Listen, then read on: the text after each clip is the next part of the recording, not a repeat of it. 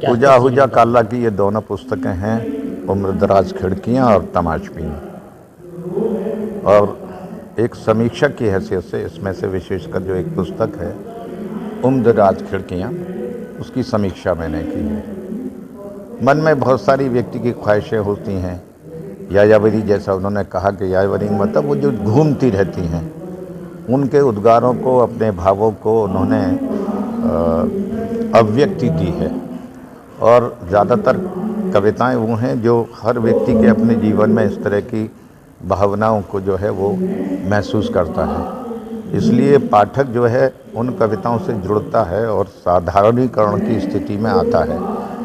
इसका मतलब ये है कि पाठक को कई बार वो कविताएं अपने अंदर झांकने का अवसर प्रदान करती हैं, क्योंकि वो पंजाबी कल्चर से हैं। इसलिए इन कविताओं में उर्दू के लफ्ज़ों का खूबसूरती से प्रयोग किया है उन्होंने, हिंदी के साथ साथ। और जैसा कि बताया, तमाशबीन भी इसी तरह की कविताएं हैं जो जीवन के इर्द गिर्द होने वाली सामाजिक विसंगतियों पर भी उन्होंने चोट की है।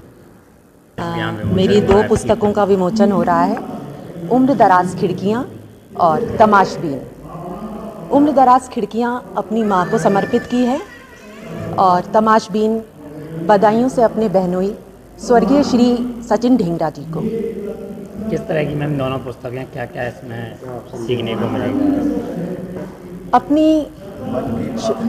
अपनी शुरुआती कविताओं की, जीर्ण शीर्ण खिड़की रूपी कविताओं की चट की भाव दरारें भरकर शिल्प का रंग रोगन ज़रूर किया, मगर उम्र की सीमा लांघ गईं ये खिड़कियाँ, बन गईं उम्रदराज खिड़कियाँ।